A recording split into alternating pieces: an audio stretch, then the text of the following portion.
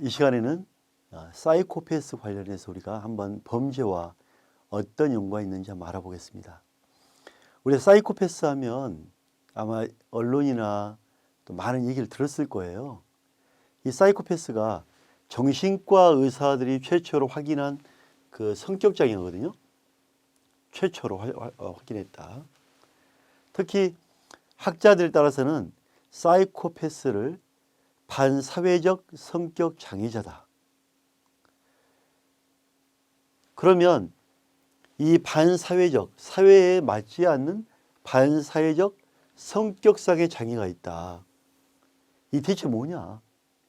이 성격상의 장애와 이 사이코패스가 어떤 관계가 있냐? 즉 동일시하는 경향이 있다고 하는데, 저도 이 반사회적 성격 장애가 사이코패스와 같다라고, 동일하다라고 저도 봅니다. 그만큼 우리 사회에서 함께 공존하기가 어려운 그런 표현이다. 사이코패스가. 보시면 될 것 같고요.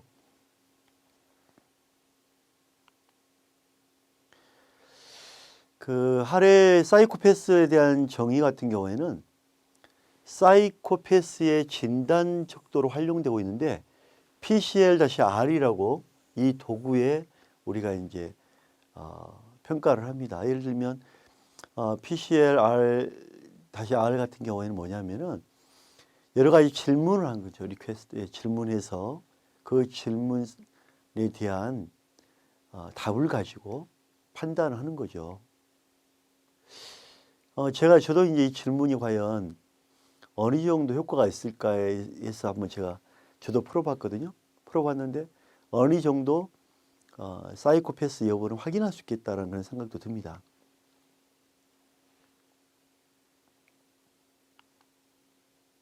자, 사이코패스에 대한 정의를 볼까요? 특히 말주변이 좋다. 피상적인 보이는 겉보기에는 뭔가 있는 것 같다. 하지만 그 안에를 들여다보면 아주 냉담하다. 그리고 사람으로서의 가지고 있어야 할 그런 따뜻한 정이 없다. 무정. 사이코패스의 가장 중요한 척도를 평가하고 있는 공감 능력이 부족하다. 공감. 함께 느끼고 생각하고 이 공감 능력이 없다는 것은 정말 큰 문제 아닌가요? 그죠? 또 하나, 행동에 대한 책임감을 받아들이는데 어렵다. 어떤 책임 있는 행동을 하지 않는다. 그리고 행동에 대한 이런 조절 능력이 없다. 사람이 자기 행동에 대한 조절 능력이 없다는 것은 정말 글쎄요. 조절 능력이 없다. 그러면 브레이크 없는 기관차? 브레이크 없는 차량? 그렇게 표현되겠죠? 무책임은 나왔으니까 넘어가고요. 병적인 거짓말쟁이. 말하는 게 모두 거짓말쟁이다. 거짓말이다. 믿지 못한다.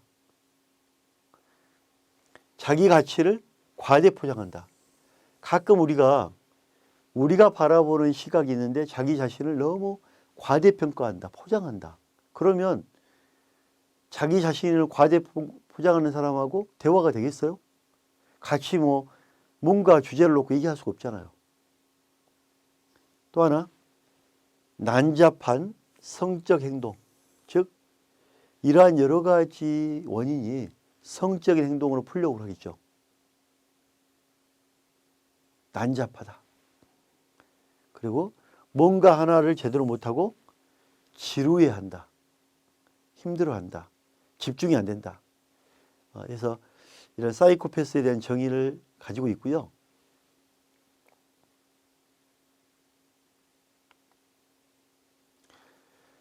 그 사이코패스는 심각하거나 경미한 정신장애도 없고 걱정, 뭘 걱정한다든지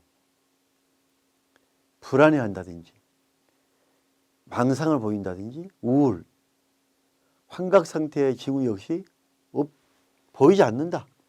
즉 이런 부분은 뭐 납득하기 어려운 부분도 있을 수 있죠. 보이지 않는다. 근데 대부분 그만큼 무감각하다.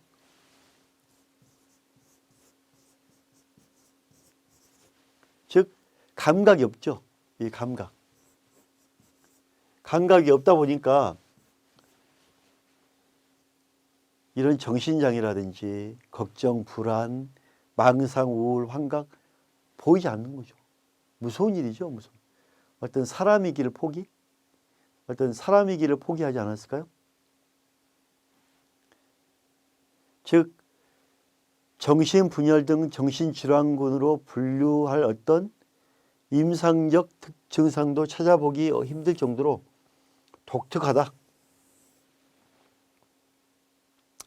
야, 사이코패스. 사람이 가져야 할 어떤 그런 그 따뜻한 정이라든지 감각 없다는 건 어떻게 표현해야 될까요? 공존할 수 없는 사람이겠죠. 야수, 짐승, 무서운 표현인 것 같아요. 공존할 수가 없다. 감각이 없다.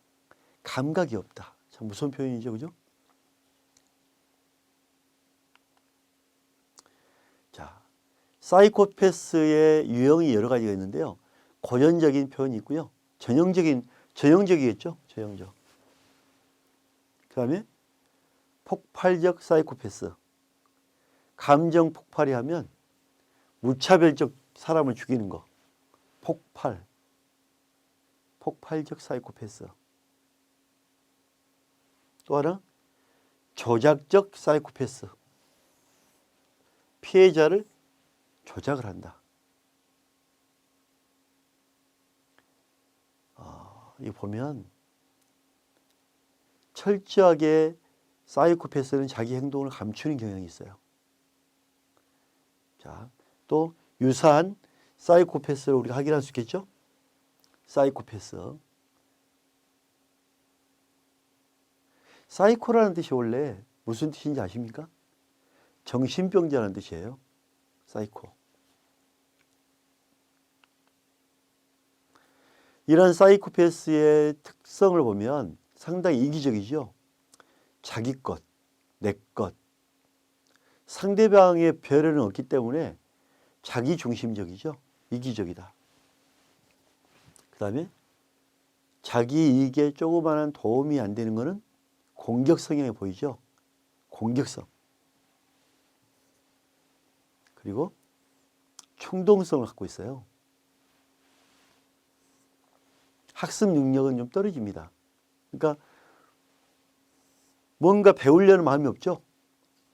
내가 생각하는 게 옳고 내가 생각하는 게 법이고 자기 중심이죠.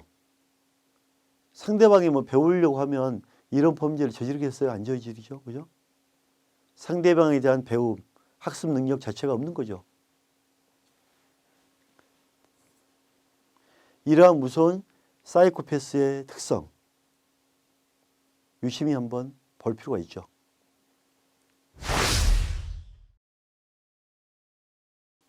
우리가 사이코패스를 얘기를 하고 있는데요. 하리가 구분하는 사이코패스 문제를 풀기 앞서 갑자기 생각이 나는 게 있어요. 그러면 PCLR로 우리가 사이코패스 증상을 나타내고 있는데 이 PCLR에 대한 내용과 최근에 일어난 그 부분은 따로 요약 정리할 때 한번 제가 얘기를 하고요. 우선 사이코패스 관련해서 문제 한번 풀어볼까요? 자, 사이코패스에 대한 정의로 적절하지 않은 것은 1번 말 주변이 좋다. 피상적인 매력을 갖고 있다. 뭔가 좀 나쁜 남자. 두 번째, 병적인 거짓말. 세 번째, 냉담하다. 또 무정한 경험과 공감 능력이 부족하다. 마지막으로 자기 가치를 축소하는 경향. 벌써 이 지문을 읽으니까 뭐 답이 나오죠? 자, 결정했나요? 볼까요? 그렇죠. 자기 가치를 축소하는 게 아니라 자기 가치를 확대하는 경향이죠. 특히 사이코패스는 자기 가치를 과대 포장하는 경향이 있죠. 그래야만 자기 자존감이 높아가고 자기 중심적으로 판단하고, 특히 그 사이코패스가 학습 능력이 떨어진다고 강조했었죠.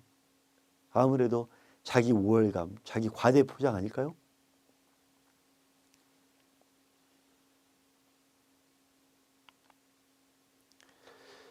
다음, 사이코패스에 대한 설명으로 적절하지 않은 것은 가. 학자에 따라서는 반사회적 성격 장애인과 사이코패스를 동일시하는 경우가 많다. 두 번째, 사이코패스는 정신과 의사들이 최초로 확인한 성격 장애다. 성격 장애. 우리가 육체적 장애도 있지만 사이코패스를 성격 장애다. 다 평생 지속적인 비행자라고 불린다. 평생 지속적인 비행자라고 불린다. 라. 인생에 대한 무의감, 아무런 감각이 없고 기쁨 못 느끼는 원인이 될 수가 있다. 자, 정답 골랐나요? 볼까요?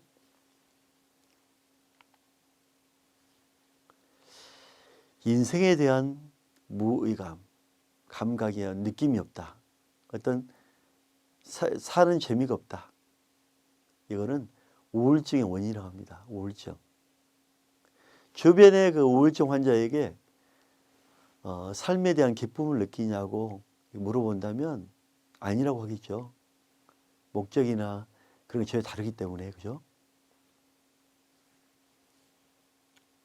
우울증입니다. 사이코패스와 우울증은 다릅니다.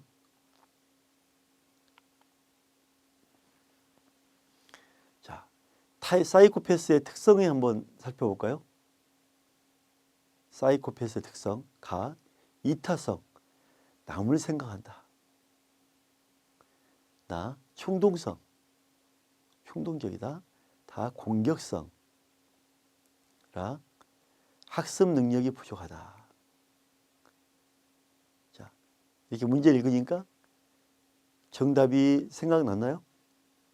볼까요?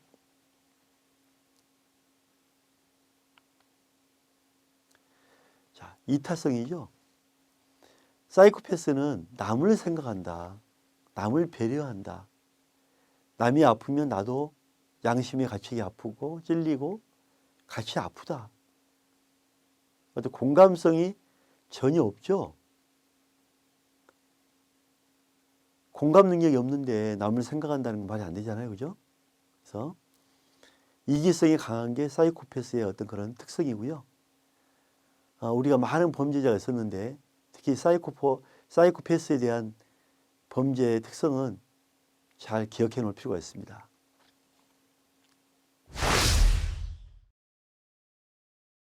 자, 요약 정리 볼까요? 사이코패스 진단 척도로 PCL-R인데요. 정신분열, 이런 질환군의 분류와 어떤 임상적 증상도 찾아보기 힘들다. 독특한 특성이다. 특히 PCR 같은 경우는요, 남을 죽일 때 양심의 가책을 느꼈냐, 어떤 마음이었냐, 왜 공격을 했냐, 공격 후에 어떤 행동을 했는지 그거를 물어보고 파악하는 거거든요. 우리나라 그 연쇄살인범 중에 이 PCR 사이코패스 지능이 가장 높은 사람이 누군지 압니까? 바로 유영철입니다. 유영철이는 수많은 노인 여성들을 21명 정도를 잔인하게 살해했죠. 특히 자기 몸을 그 병원 가서 엑스레이 찍어가지고 자기 몸을 해부학적으로 엑스레이를 보고 공부를 했죠. 그걸 보면서 사람을 죽이고 절단을 한 겁니다. 절단을. 이 PCLR 가장 높은 유형 처리를 보면서 모 경찰관은 악마를 보았다. 이렇게 표현도 했죠. 자, PCLR 이 부분이 사이코패스를 측정하는 도구로 활용되고 있다. 자, 사이코패스 유형으로 고전적인 사이코패스가 있고요. 폭발적 사이코패스, 어떤 감정의 폭발, 그 다음에 조작적 사이코패스, 피해자를 조작하는 거죠. 죽이지 않는 것처럼 치밀하게. 그 다음에 유사 사이코패스가 있습니다. 자, 우리가 기억할 게 고전적이다, 폭발적이다, 조작적이다, 유사한 사이코패스다.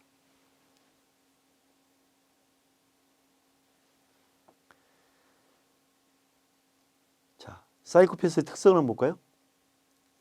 사이코패스의 특성으로는 이기적이고 충동적이고 공격성이고 학습 능력이 부족한데요. 제가 그 사이코패스 하면 유형 처리가 자꾸 생각나는 이유가 사이코패스에 대한 점수가 가장 높을 뿐더러 유형 처리를 보면 이런 사이코패스의 성향이 너무 많이 나온 거예요. 그 유형 처리에 대한 이유 아십니까? 사람을 죽이고 화장실에서 사람 몸을 절단할 때 먼저 사람 목을 절단해서 머리와 함께 선반에 올려놓습니다. 그 다음에 나머지를 절단하고 있는데 하루는 비바람이 불 때 선반 위에 올려놓은 머리가 떨어졌답니다. 많은 사람들은 놀라서 무서워하고 비명을 지르겠죠. 하지만 유형철이 자서전에 보면 나는 전혀 두렵지 않았다. 무서운 게 없었다. 하지만 내가 사체를 절단하고 있을 때 아들이 전화를 했다.